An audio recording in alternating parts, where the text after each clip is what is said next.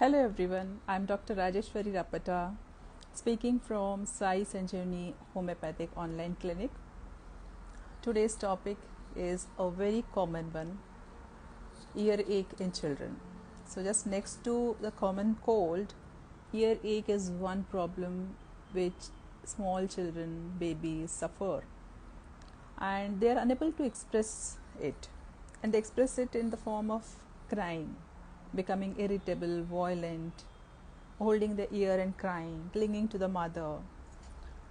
Now, to identify this pain is very difficult, but the mothers bring the children, the infants, to the doctor, and then we check up and then identify that there is the pain associated with other complaints. So, acute otitis media, that is middle ear infections, is one of the leading causes of the earache in childhood.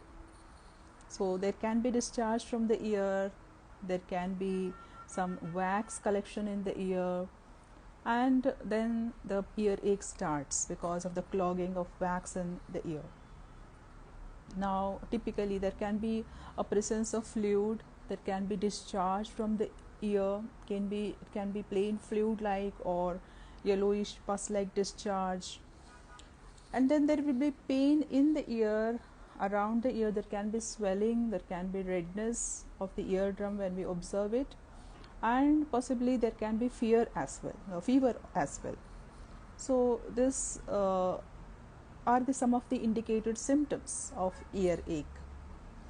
Now children, they develop this kind of ear infections more frequently in the first to 4 years of life, and many times we find that one of the patient, she brought a small child to me, and when I saw that the child was having this ear discharge, the mother, the baby was wearing, the small child was wearing a very tight clothes, and the mother had a habit of removing the shirt from the head, and while she used to remove the shirt from the head, both the ears used to get pressed above, and this quite frequently happened, and because of that there was damage to the ear canal, and the discharge started.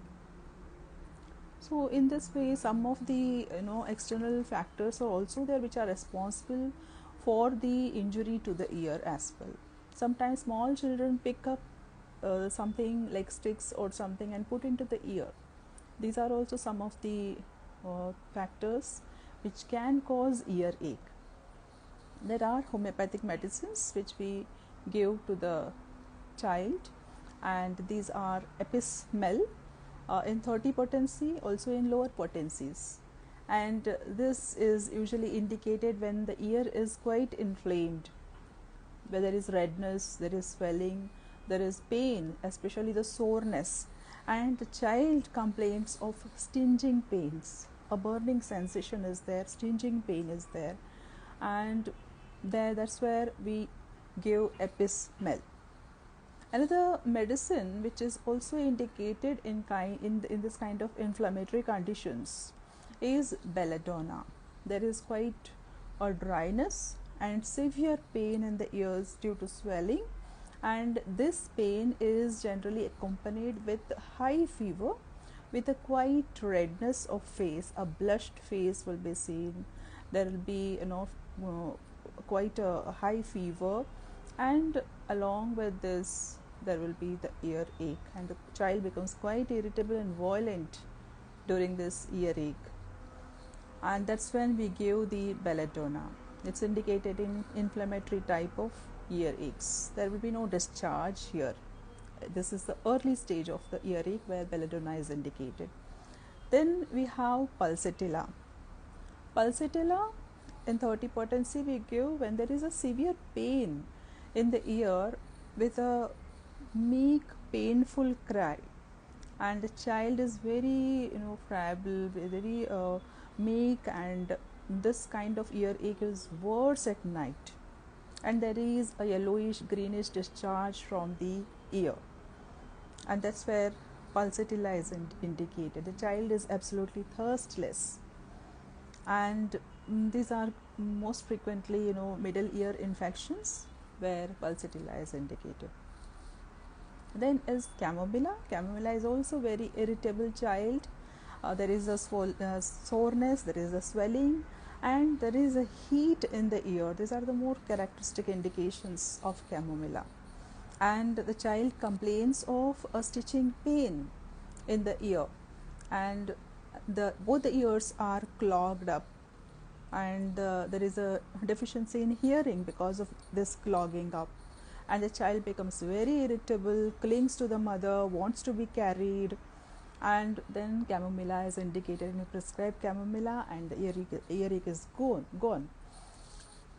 Then another medicine which we frequently give is magphos. It's a biochemic form as well, and sometimes we give it in the homeopathic form, either in 6x or 30 potency, and this is indicated in severe neuralgic pain, a spasmodic pain in the ear, and it gets worse when the child is exposed to the cold air and after washing the face and the areas around the face near the ear.